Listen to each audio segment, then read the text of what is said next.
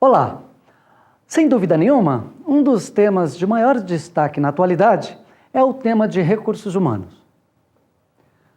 Sem dúvida nenhuma também, nós podemos imaginar uma empresa com eficiência a partir do quê? A partir dos recursos humanos que ela tem, ou seja, a partir da gestão de pessoas. Mas nenhuma empresa consegue desenvolver bem o seu trabalho dentro da sociedade atual sem que ao menos ela possua alguns recursos. E sem dúvida nenhuma também, recursos são essenciais para as empresas nos dias de hoje. Existem vários recursos que uma empresa possui e eles podem se dividir em recursos físicos. O que são recursos físicos? Uma empresa não existe se não houver os seus recursos físicos. Ou seja, uma empresa, na sua maioria das vezes, ela tem um prédio, uma sede, uma filial. Isso é um recurso físico. Ou ela tem máquinas, equipamentos, ou seja, alguma coisa palpável que você enxerga e que você vê. Esses são os recursos físicos.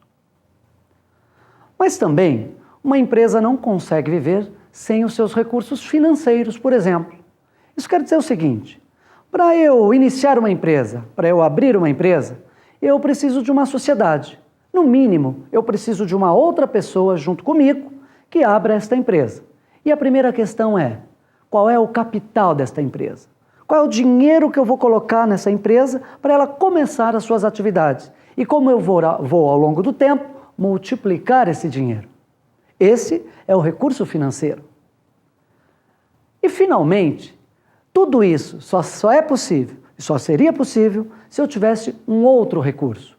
Um recurso essencial para que a empresa produza e faça um bem ou um serviço para a sociedade.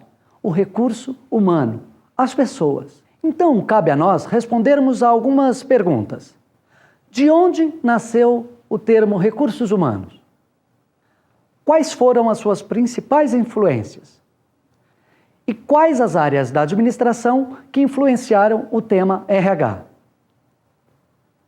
Para isso, nós vamos fazer uma volta ao tempo. Essa volta ao tempo tem o objetivo de nos situar nas principais teorias da administração.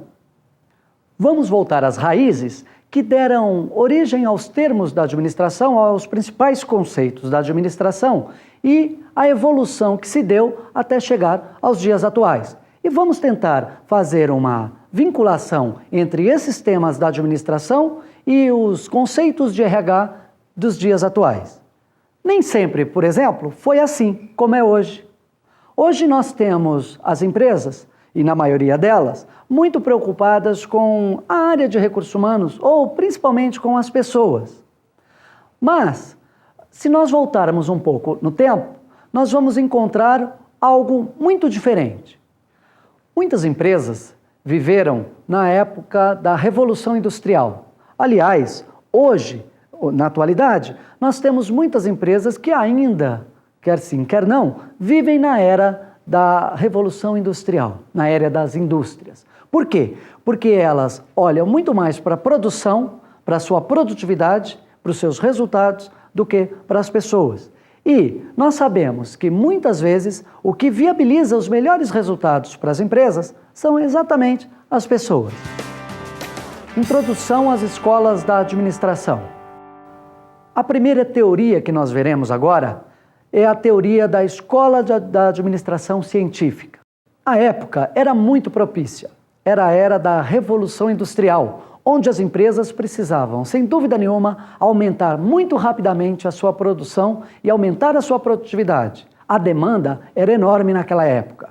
Então, percebeu-se a necessidade de entender um pouco mais como que poderiam, naquela ocasião, aumentar a produtividade das empresas. Foi entre o ano de 1900 e 1935 que surgiu a Escola da Administração Científica, ou seja, a primeira teoria sobre administração, trazida por uma pessoa, por um engenheiro chamado Frederick Taylor.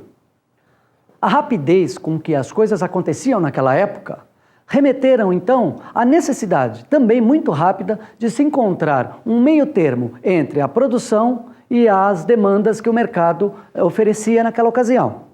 Foi aí então que o Frederick Taylor, aqui pra gente, ele desenvolveu toda a sua teoria baseada na observação científica de algumas questões fundamentais. Os principais pontos da teoria da administração científica de Taylor levou em consideração principalmente planejamento, preparo, controle e execução. Cada um desses componentes tem uma lógica que precisa ser entendida. O planejamento, por exemplo. Você já se imaginou fazendo alguma coisa, mas qualquer coisa mesmo, sem que tenha havido antes um planejamento prévio? Vamos imaginar uma situação. Vamos imaginar o casamento. O casamento, ele pressupõe um planejamento prévio. Você já imaginou simplesmente chegar de um dia para o outro e resolver, vamos casar amanhã? Meio que difícil, né? Mesmo porque você precisa saber onde você vai morar, saber o que você vai precisar, planejar a sua festa de casamento, a sua lua de mel. Então, o planejamento é extremamente importante para que as coisas saiam bem arrumadinhas, bem direitinho como você planejou, como você gostaria que acontecesse. Para as empresas, isso é extremamente importante também. Sem que haja um planejamento adequado, muito provavelmente não haverá um sucesso adequado também. Então vamos imaginar uma outra situação, porque a nossa ideia é fazer com que você perceba a importância de se planejar antecipadamente uma série de eventos diferentes. Assim você pode fazer na compra de um carro novo ou numa viagem, por exemplo. Vamos imaginar uma viagem. Alguém que queira fazer uma viagem dos sonhos.